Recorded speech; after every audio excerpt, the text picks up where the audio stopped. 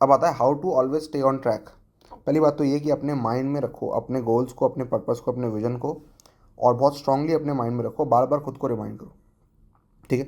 अगर आपने एक बार में इसको अपने माइंड में सेट कर लिया कि मेरा क्या गोल है, मेरा क्या पर्पस है, मेरा क्या विजन है, क्या मैं लॉन्ग टर्म करना चाहता हूँ, क्या मैं अपनी लाइफ को एक्चुअली कन्वर्ट करना चाहता हूँ, ठीक है, क्या मैं चाहता हूँ कि अपनी लाइफ में मैं खुद बनूँ, क्या मैं अपने अराउंड सिचुएशन क्रिएट करूँ, वो आपको अपने माइंड में रखना है और उससे ऑब्सेस हो जाना है। आपको लोग बोलेंगे कि ऑब्सेस होना मतलब आप कुछ गलत कर रहे हो, नहीं, ऑब्सेस होना मतलब आप सही कर रहे हो। जस्ट एक गोल सेट अगर आप करते हो, ठीक है, तो फिर लोग आपको बोलेंगे ओ वेरी गुड, तुम्हारा ये गोल है, अच्छी बात है बेटा, मेहनत करो।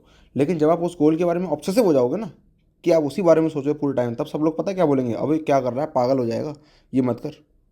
समझ रहे हो क्यों एक ही चीज़ में पागल हो रहा है? अगर ऐसा लोग बोल रहे हैं ना, यही इस बात का सही इंडिकेशन है कि आप सही डायरेक्शन में जा रहे हो। अगर लोग ताली बजा रहे हैं आप पे कि वाह तुम्हारा तो गोल है, तुम उसमें वर्क कर रहे हो, वेरी गुड वेरी गुड, तो फिर ये सही साइन नहीं है। इसका मतलब आपने गोल पे इनफ वर्क नहीं कर रहे। अगर आप उस पर इतना वर्क कर रहे हो कि लोग कह रहे हैं बस बस रुक जा भाई, कितना करेगा, तो फिर आप सही कर रहे हो। इसका मतलब सही डायरेक्शन में जा रहे हो, और जाओ और ऑब्सेसिव बनो। ठीक है।